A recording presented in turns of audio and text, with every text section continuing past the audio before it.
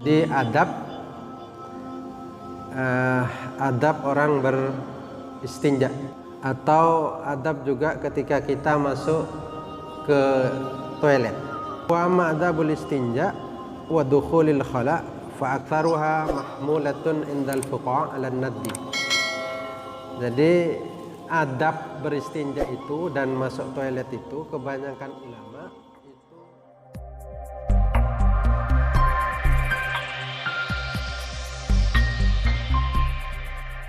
Alhamdulillah nahmaduhu wa nasta'inuhu wa nastaghfiruh wa na'udzu billahi min shururi anfusina wa sayyiati a'malina. May yahdihillahu fala mudilla lahu wa may yudlil fala hadiya lahu. Asyhadu an la ilaha illallah wahdahu la syarika lahu wa asyhadu anna Muhammadan abduhu wa rasuluh. Allahumma shalli ala Muhammad wa alihi wa sahbihi ajma'in. Amma ba'du. Jamaah rahimakumullah. Kita akan melanjutkan kajian fikih yang kemarin kita sudah selesai membahas tentang bersuci dari najis. Nah, sekarang berbicara tentang fi adabil istinja. Jadi adab orang beristinja, bersuci, atau adab juga ketika kita masuk ke toilet.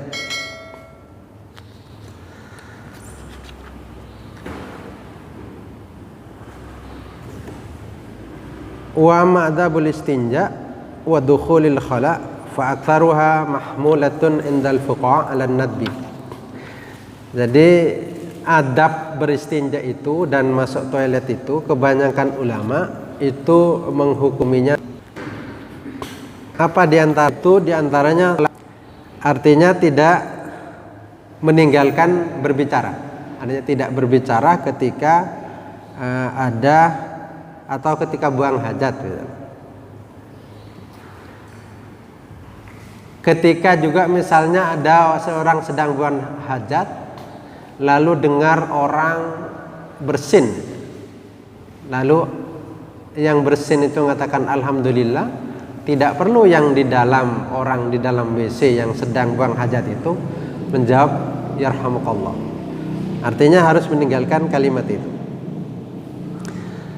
Karena Rasulullah itu ada Umar anlan marra sallam yarudaihi, orang laki-laki yang lewat sedangkan Rasulullah sedang buang air kecil. Fasallama, kemudian dia laki-laki itu mengucapkan salam, tapi Rasulullah tidak menjawab salam orang itu. Itu termasuk adabnya orang beristinja, membuang air kecil, ataupun juga termasuk lebih-lebih ketika buang air besar.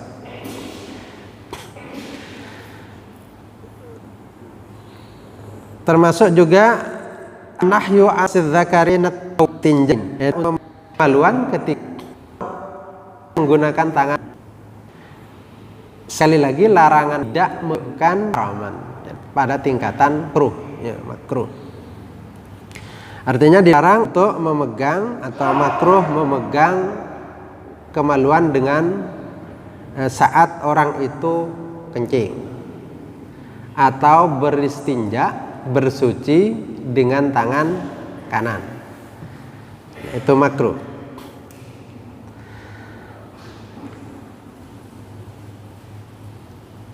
Juga di yang selanjutnya disunnahkan adzikru inda dukhulil khala, yaitu ketika masuk toilet itu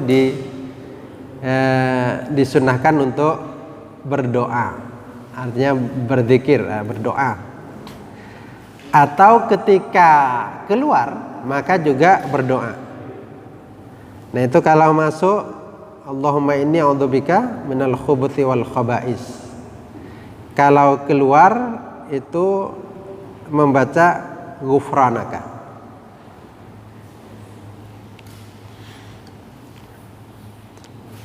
Selanjutnya juga yang disunnahkan tidak boleh alla yashaba ma'ahu syai'an fihi ismullah. Artinya tidak membawa sesuatu yang di situ ada lafaz Allah atau lafaz-lafaz yang dimuliakan, termasuk lafaz Rasulullah, Muhammad Rasulullah. Nah, itu tidak boleh dibawa ke dalam toilet. Karena Rasulullah itu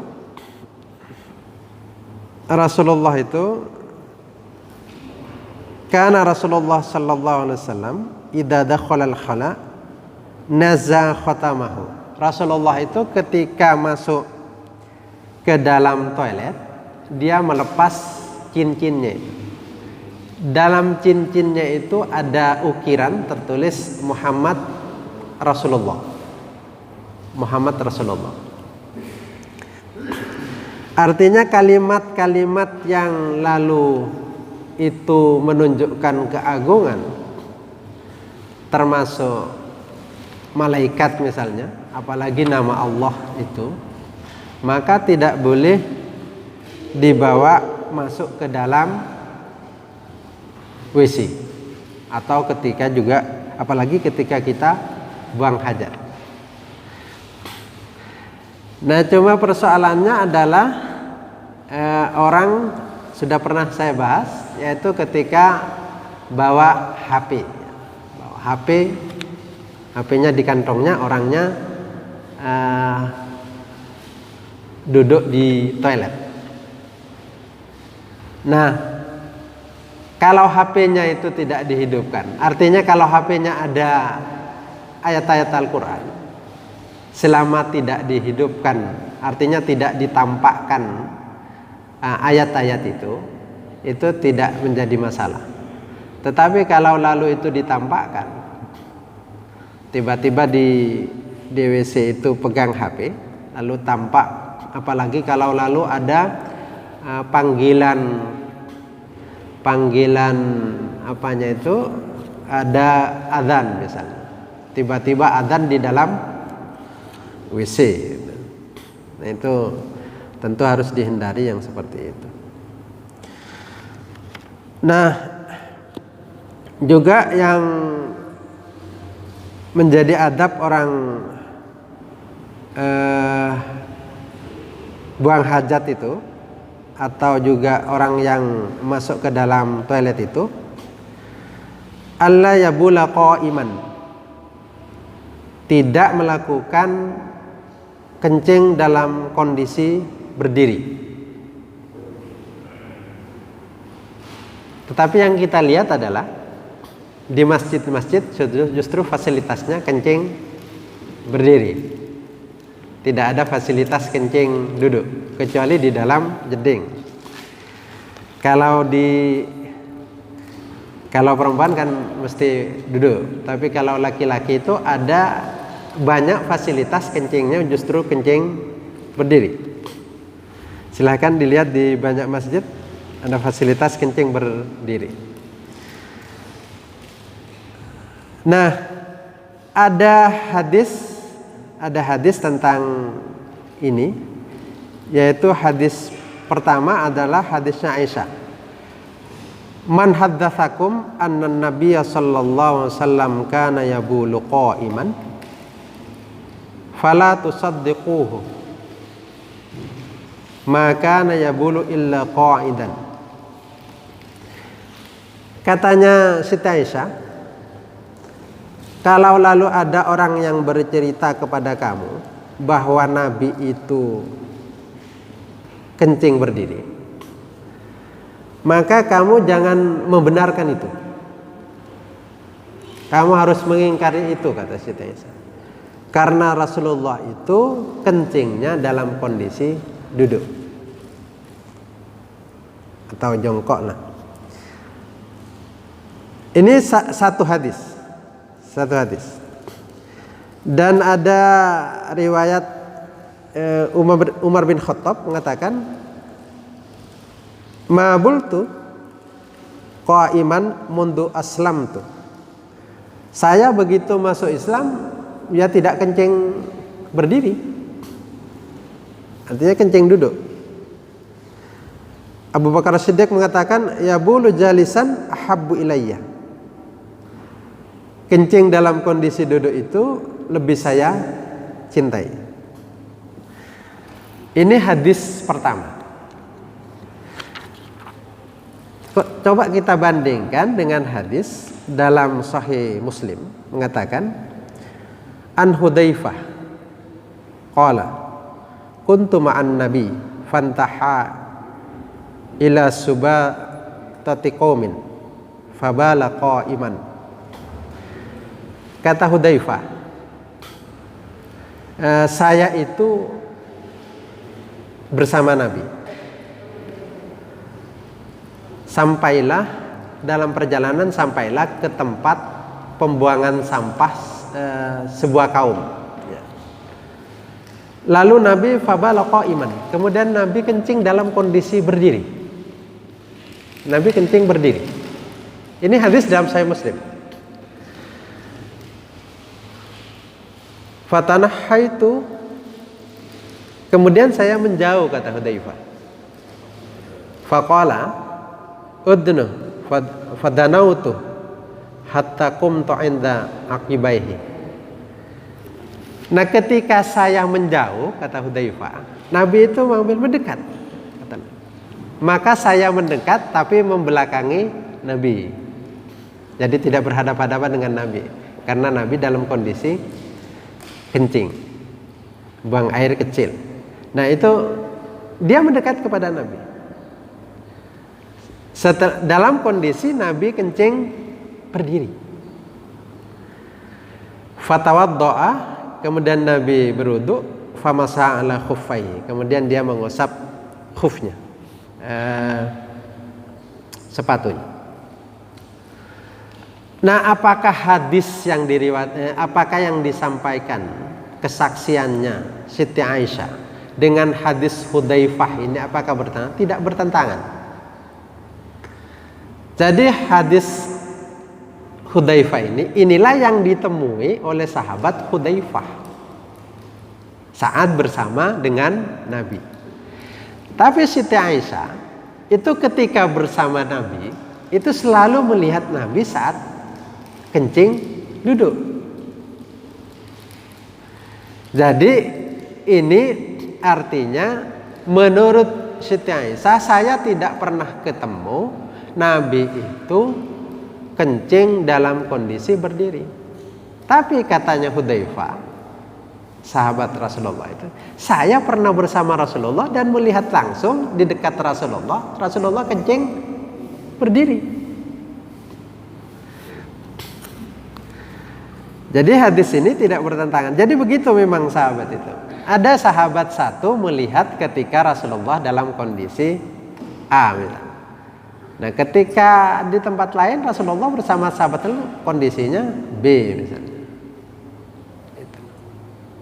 Sama dengan orang, ada yang melihat Rasulullah itu kalau turun menuju sujud itu lutut lebih dahulu.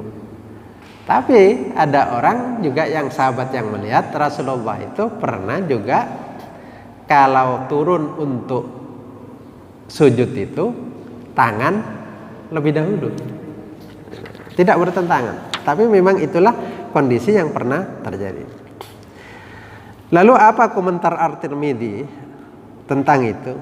Wa ma'nan nahyi 'anil bauli qa'iman 'ala ta'dib. Jadi maknanya itu larangan kencing berdiri itu maknanya alat tadlib itu hanya untuk kesopanan saja, kepantasan saja, kepantasannya. La alat tahrim, tidak menunjukkan keharaman, tidak menunjukkan keharaman.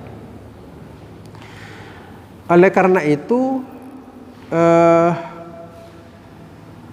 tentang kencing berdiri ini ulama berbeda pendapat.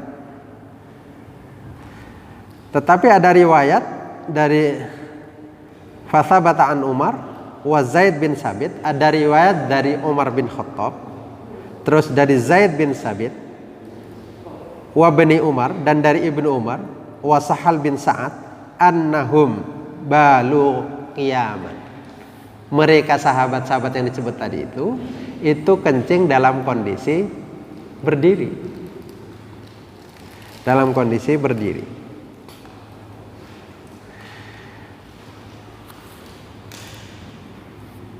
Nah, oleh karena itu Imam Malik mengatakan begini.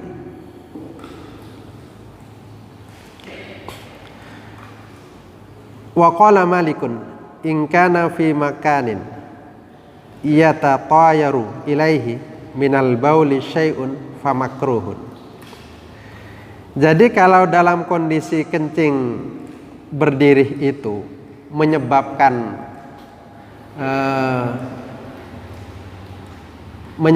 baju kita, celana kita atau sarung kita menjadi najis, artinya karena kencing itu menjadi menyebar kemana-mana, mencerot kemana-mana, maka itu makruh.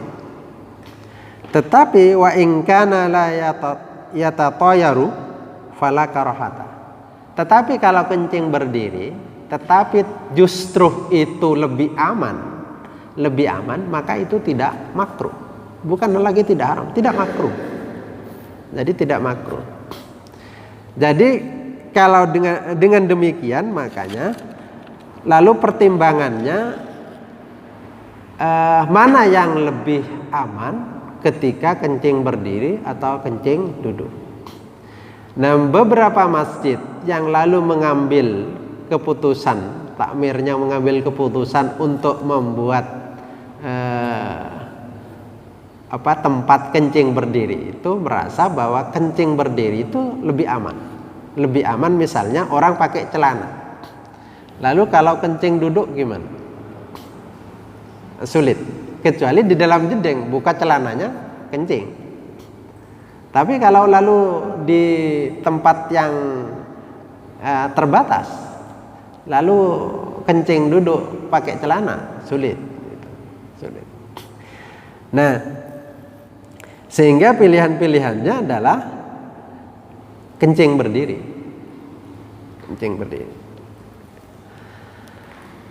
Artinya lalu lalu kita tidak bisa menyalahkan kalau ada masjid yang membuat tempatnya itu kencingnya itu kencing berdiri.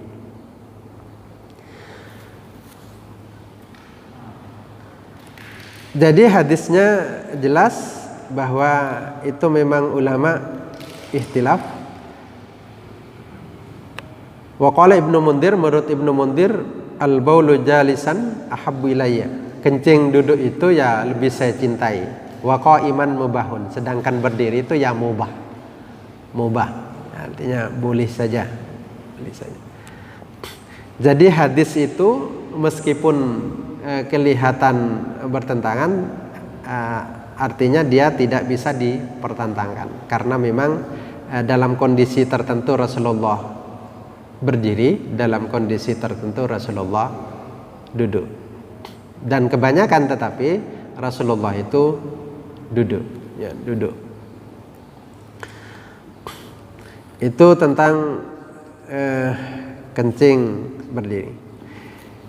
Yang selanjutnya adalah tentang istiqbalul qiblati lil ghaiti wal bauli wa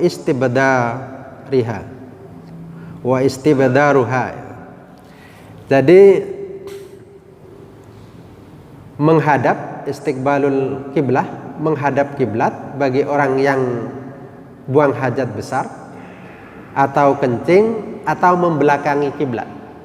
Bagaimana hukumnya orang yang lalu kencing atau buang hajat besar menghadap kiblat atau membelakangi kiblat? Fa inna lil ulama'i fiha thalathata aqwalin. Ulama itu ada 3 pendapat. Pertama itu innahu la yajuzu an tastaqbilal kiblata au tastabdira lighaitin wala baulin aslan wala fi mawdi'in minal mawadi'. Jadi tidak boleh orang itu kencing atau buang hajat itu menghadap kiblat atau membelakangi kiblat di mana saja.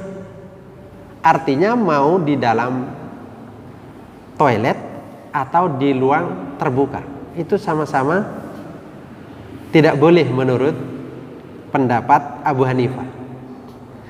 Jadi kalau dengan demikian maka WC-nya tidak, kalau menurut Abu Hanifah ini ya, menurut Abu Hanifah tidak boleh dihadapkan ke kiblat. Kalau di Indonesia berarti tidak boleh hadap ke timur, tidak boleh ke barat.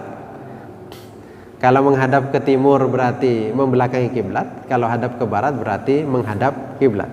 Nah itu kalau menurut Abu Hanifah tidak boleh. Tetapi hukumnya bukan haram, tetapi makruh. Makruh lit tahrim. Ada makruh lit tanzih, ada makruh lit tahrim.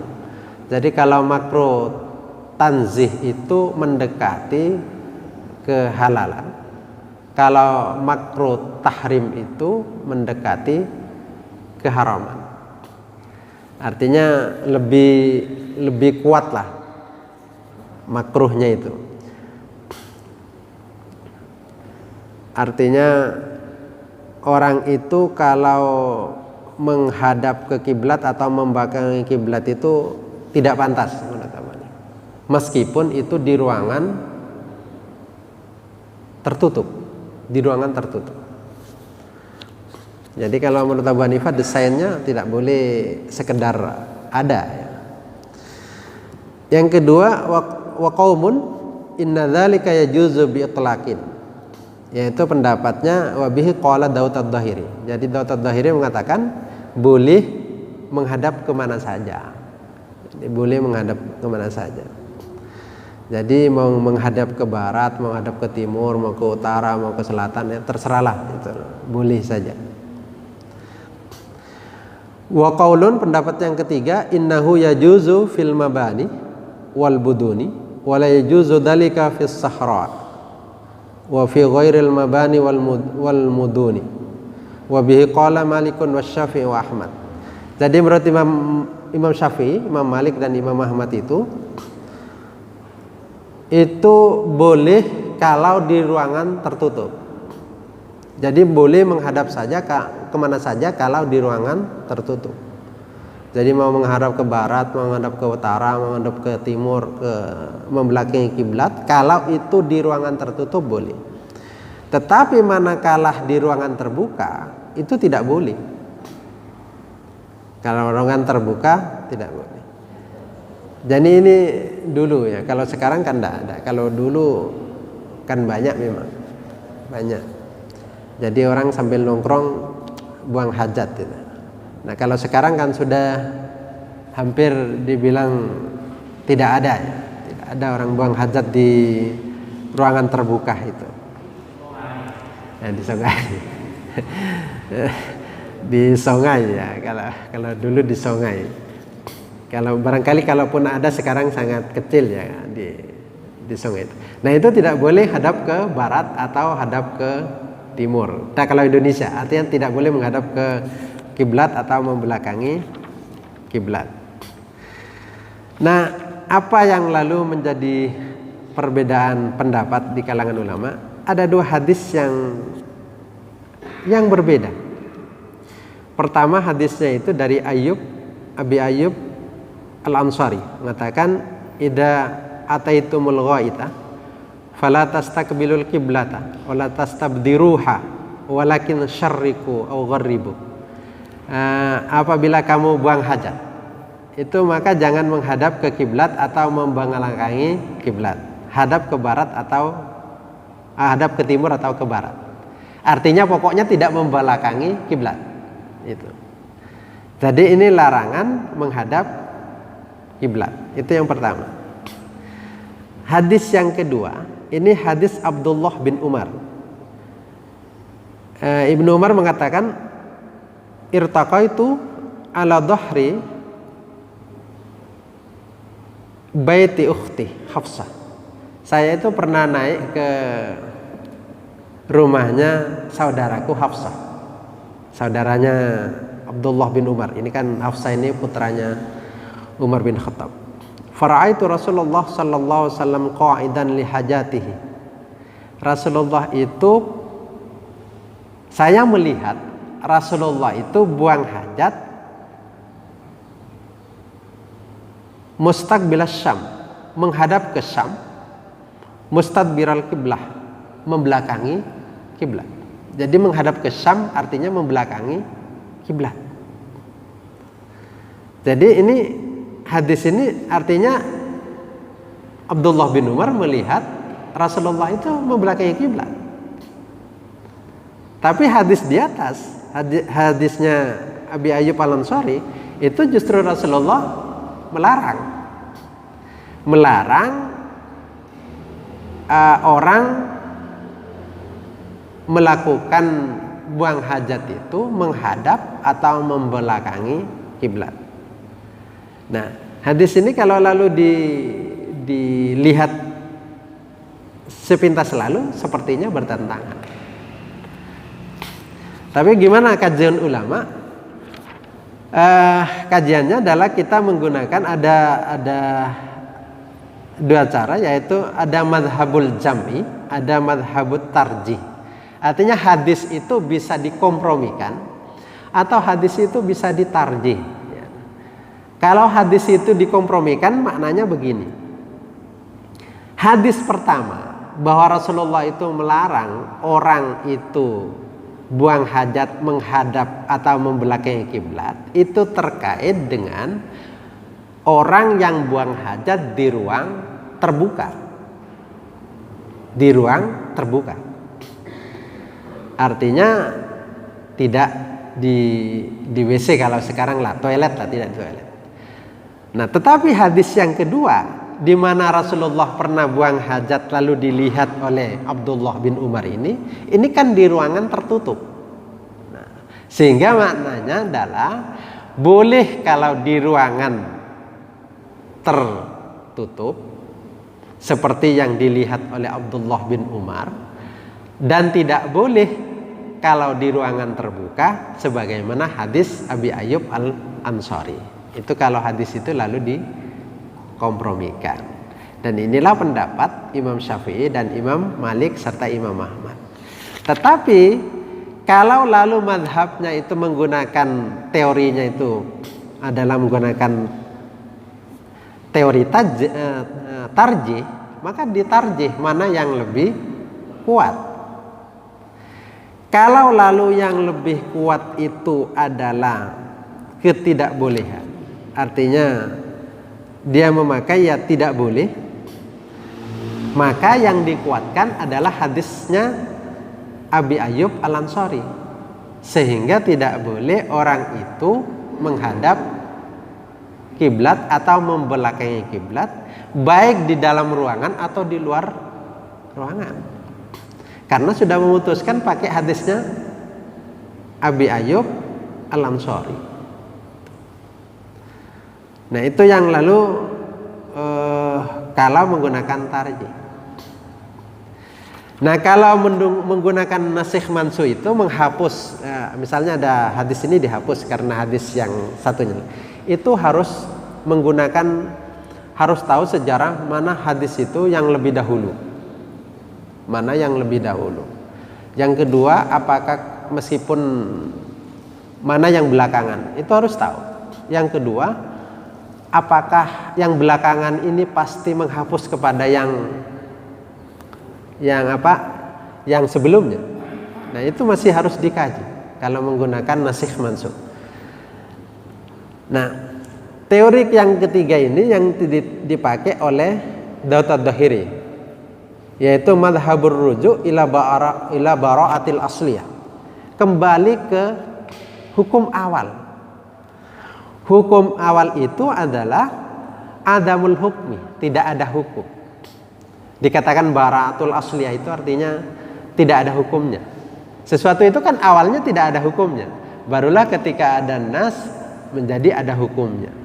Nah, ini katanya Daud Ad-Dhahiri, kalau sudah ada pertentangan seperti ini maka dikembalikan kepada hukum asal, yaitu boleh. Karena ada dua hadis yang saling bertentangan. Sehingga karena seperti ini maka Lalu Daud Ad-Dhahiri mengatakan ya boleh menghadap kemana saja. Tapi kalau Abu Hanifah itu ya tidak boleh, karena dia memakai hadisnya Abu Ayyub Al-Ansari. Sampai di sini ada yang ingin disampaikan? Ya.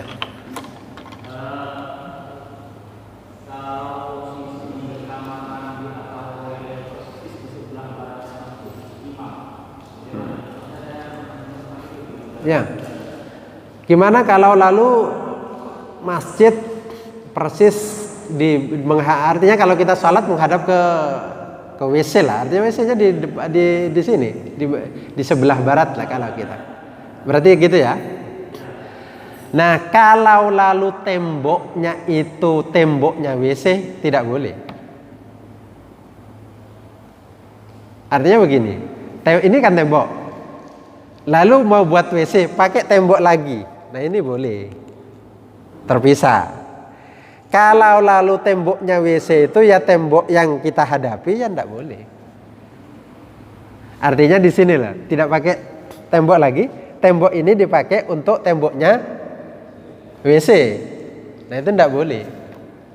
Tapi kalau temboknya WC dipakai temboknya lagi, double berarti ya. Berarti terpisah antara masjid dengan WC. Nah, itu boleh. Boleh. Jadi itu yang tidak boleh itu kalau kita menghadap ke WC. Yang itu memang temboknya WC, bukan temboknya masjid. Tapi kalau dibatasi tembok lain, ada 2 tembok, berarti ada temboknya WC, ada temboknya masjid. Itu enggak apa-apa. Jadi enggak apa-apa itu. Tapi sebisa mungkin tidak ditaruh di depan lah, sebisa mungkin. Kecuali memang tidak ada tempat ya. Yang kedua,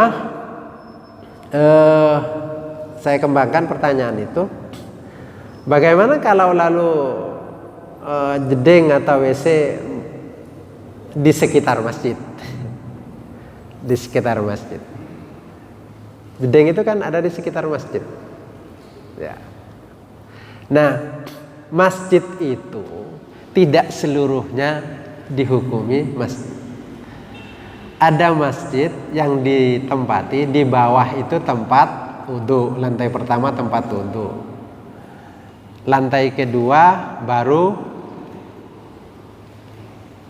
sholat, lantai ketiga perpustakaan, lantai keempat misalnya jadi ruang pertemuan. Itu masjid. Artinya hukum yang mana yang mau dimasukkan sebagai masjid yang harus suci itu, yang bisa diiktikafi itu tergantung keputusannya takmir masjid.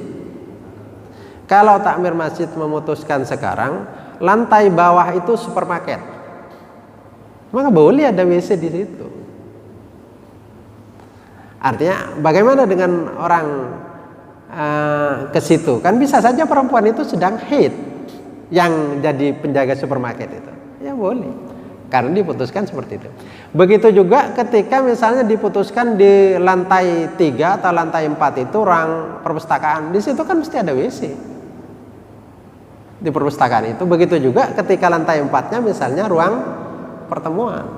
Nah, keputusan takmir mengatakan bahwa ini adalah lantai 2 areal masjid, atau areal masjid itu ini loh, tidak termasuk WC gitu. Sehingga kalau sudah tidak termasuk WC ya tidak boleh ada orang iktikaf di dalam jeding gitu. Meskipun jedingnya itu nempel ke masjid, karena sudah diputuskan bahwa areal masjid itu ini loh bagian-bagiannya, sehingga itu tidak termasuk areal masjid. Nah, jadi itu kalau yang sekarang itu sudah bermacam-macam. Masjid itu tidak hanya difungsikan sebagai sholat saja. Zaman Rasulullah begitu juga. Al-Suffa itu di emper masjid, Dulu ke zaman Rasulullah itu ada orang-orang yang tidak punya rumah sehingga tidurnya di emper masjid. Nah itu tidurnya di situ. Apakah tidak pernah hadas besar di situ? Kan bisa saja hadas besar. Jadi itu yang terjadi. Jadi memang mulai dulu masjid ya banyak fungsi. Oleh karena itu tergantung keputusan takmir masjid tentang areal masjid. Ada yang lain? Kalau tidak ada, saya cukupkan. Mudah-mudahan berguna. Ihdinas siratal mustaqim. Assalamualaikum warahmatullahi wabarakatuh.